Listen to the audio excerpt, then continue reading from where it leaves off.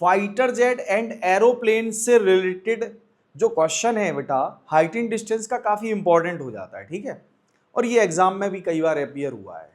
इस क्वेश्चन को देख लेते हैं। क्वेश्चन क्या हमारा, the angle of elevation of jet plane from a point A on the ground is 60 degree after a flight of 15 second the angle of elevation change to 30 degree. मतलब पहले जो एंगल था, जैसे कोई ऑब्जर्वर है किसी जेट प्लेन को observe कर रहा है, ठीक है, किसी जेट प्लेन को ऑब्जर्व कर रहा है, तो फर्स्ट टाइम पर जो उसकी फर्स्ट साइड थी उस टाइम पे 60 डिग्री था, और थोड़ी देर बाद मतलब 15 सेकंड के बाद वही टाइम जो है, सॉरी वही जो एंगल है, एंगल ऑफ एलिवेशन, वो कितना हो गया, 30 डिग्री हो गया।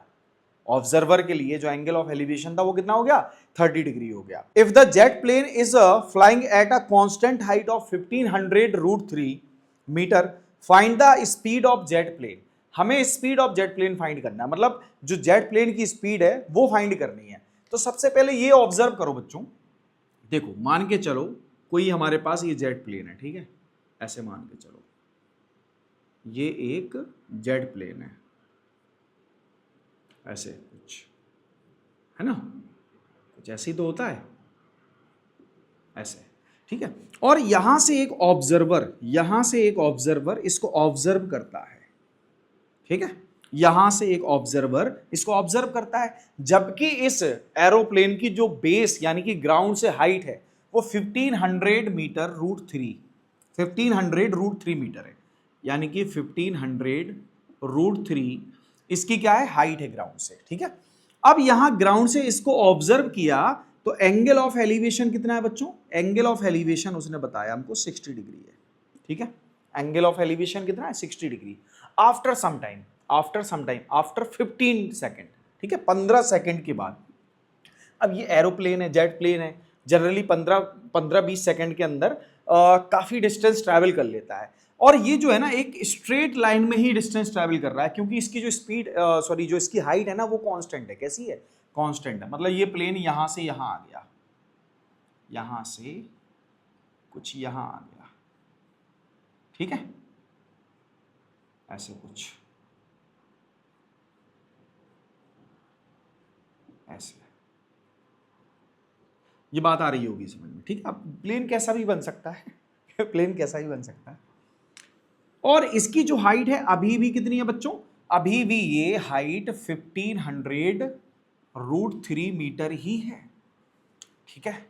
और यहां से जब उसको ऑब्जर्व किया जाता है, क्योंकि जैसे आप जब छत पे खड़े होते हैं तो एरोप्लेन या हेलीकॉप्टर निकलता है तो आप अपनी छत पे ही रहते हैं और वो देखते हैं कि वो देखो वो जा रहा है, ऐसा कुछ बोलते हैं ना, है ना, ये कई बार ऐसा हुआ है, मेरे साथ भी हुआ है, आपके साथ भी हुआ होगा। तो क्या है, ये जो एंगल लाइन ऑफ साइट है इसके साथ जो एंगल बनेगा वो कितना हो जाएगा, 30 डिग्री, ठीक है। तो this is the angle of elevation. बच्चों याद रखो, इस पोजीशन से इस पोजीशन तक जाने में उसको 15 सेकंड का टाइम लगा, 15 सेकंड का टाइम लगा, कितना, 15 सेकंड का टाइम लगा, ये बात याद रखना। मतलब अगर वो ये डिस्टेंस से यहां तक जाता है तो लगभग इतनी डिस्टेंस ट्रैवल कर रहा है वो, ठीक है।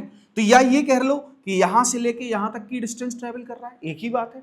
अगर मैं ये डिस्टेंस निकाल लूं तो मुझे एरोप्लेन की जो ट्रैवल्ड डिस्टेंस है वो मिल जाएगी, आराम से मिल जाएगी। तो हम लोग क्या करेंगे बच्चों, ये डिस्टेंस निकालेंगे। तो सबसे पहले ये देखें, ये जो हमारा एरोप्लेन है ना, इसको पॉइंट ए से, क्यों ए से, तो इसको देखा जा रहा है, ऑब्जर्व किया जा रहा है, ठीक है, ए से ऑब्जर्व किया जा रहा है। सपोज करो कि पॉइंट बी पर हमारा एरोप्लेन है और पॉइंट सी से इसकी जो हाइट है एरोप्लेन की, पॉइंट सी से वो 1500√3 है, तो यानी कि बीसी कितना हो गया, 1500√3, ठीक है। After some time after 15 second ये है जो डी पॉइंट पर पहुंच जाता है, ठीक है, और डी से, और ये यहां से ग्राउंड के ई पॉइंट से अगर इसकी हाइट को ऑब्जर्व किया जाता है तो 1500√3 इसकी हाइट मिलती है, यानी कि डी इज इक्वल टू 1500। ये वर्टिकल हाइट होती है इसलिए इसको राइट एंगल बोलेंगे। ये बात आ गई होगी समझ में। तो हम क्या फाइंड करेंगे बच्चों, सीई फाइंड करेंगे। हमारे पास यहां दो राइट एंगल ट्राइंगल है, दो राइट एंगल ट्राइंगल, एक हो गया एबीसी और एक हो गया एडीई। तो इन्हीं दोनों के बीच में हम कैलकुलेशन करेंगे। सो इन ट्राइंगल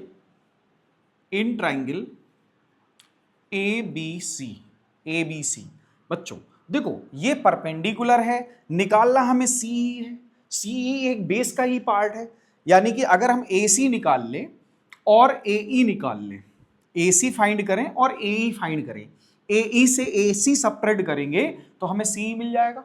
इसका मतलब हमें बेस फाइंड करना है। तो बेस और परपेंडिकुलर के बीच में कौन सा ट्रिग्नोमेट्रिक रेशियो होता है? tan theta, tan theta. ठीक है, तो यहां पर कौन सा रेशियो लगाएंगे बच्चों? tan theta. लेकिन बट हमको एंगल क्या दे दिया? 60 डिग्री दे दिया। So tan 60 is equal to BC upon AC, BC upon AC। ठीक है, अब ये हो जाएगा tan 60 की वैल्यू क्या होती है? √3। BC कितना है? 1500 √3 अपॉन AC कितना है बच्चों? AC हमारे पास गिवन नहीं है, ये अननोन है। सो AC इज इक्वल टू 1500 √3। देखो ये इससे मल्टीप्लाई होगा और ये यहां डिवाइड में आएगा, √3। सो ये cancel out. So AC is equal to 1500 metre. तो हमारे पास AC आ गया 1500 मीटर। अब क्या फाइंड करें? AE फाइंड कर लेते हैं बच्चों। क्या फाइंड कर लेते हैं? AE फाइंड कर लेते हैं। So in triangle ADE, tan 30 equal DE upon AE। भाई यहां पर भी तो हमें AE ही फाइंड करना है जो कि बेस है और परपेंडिकुलर गिवन है, तो यहां भी tan थीटा ही लगेगा। ठीक है, तो tan 30 is equal to DE upon AE। तो tan 30 की वैल्यू 1 अपॉन √3, DE हमारा 1500 √3 अपॉन क्या बच्चों? AE। सो देखो यहां से आप ऑब्जर्व कर सकते हैं कि AE का मल्टीप्लाई 1 से होगा, √3 का √3 से हो जाएगा। तो यानी कि 1500 इंटू 3, √3 से मल्टीप्लाई कितना होता है? 3। तो 1500 इंटू 3 मतलब 4500। सो AE इक्वल 4500 मीटर। तो AE आ गया बच्चों। हमें फाइंड क्या करना है? CE। हमें फाइंड क्या करना है? CE। भाई CE क्यों फाइंड करना है? क्योंकि हमें फाइंड करनी है स्पीड, और स्पीड तभी मिलेगी जब इस प्लेन ने B से D तक जाने में जो डिस्टेंस ट्रेवल की होगी उस डिस्टेंस को इस टाइम से डिवाइड करेंगे तो हमें स्पीड मिल जाएगी। तो हमें एक्चुअल में चाहिए क्या है? BD चाहिए। BD किसके इक्वल है? CE के इक्वल है। तो CE निकालने के लिए क्या करेंगे? ध्यान से देखो बच्चों, AC क्या होगा? AC plus CE is equal to होगा AE। ये तो पता है ना, ये वाला पार्ट प्लस ये पार्ट क्या हो जाएगा? AE के इक्वल। अब हमारे पास CE फाइंड करना है। सो ये हो जाएगा AE minus AC। So CE is equal to 4500 minus 1500। So CE is equal to 3000 metre. ये डिस्टेंस आ गई CE आ गया। अब क्या फाइंड करनी है बच्चों? स्पीड फाइंड करनी है। So speed of jet. अच्छा, स्पीड का फॉर्मूला क्या होता है? Distance upon time taken. ठीक है, तो डिस्टेंस कितनी है बच्चों हमारे पास? 3000। भाई प्लेन ने पोजीशन B से पोजीशन D तक जाने में 3000 मीटर ही तो डिस्टेंस ट्रेवल की है, और टाइम कितना लगा उसको? 15 सेकेंड, 15 सेकेंड। सो ये हो जाएगा हमारे पास 200 मीटर पर second. This is the speed of jet plane. ठीक है बच्चों, तो समझ में तो आ गया होगा। अगर बच्चों आपको भी ये क्वेश्चन समझ में आया है, ये सॉल्यूशन क्लियर हो गया है, तो बच्चों वीडियो को लाइक करें, चैनल को सब्सक्राइब करें, साथ ही साथ बेल आइकन को जरूर दबा लें ताकि आने वाले ऐसी क्वेश्चंस के नोटिफिकेशन आपको मिलते रहे। Thank you.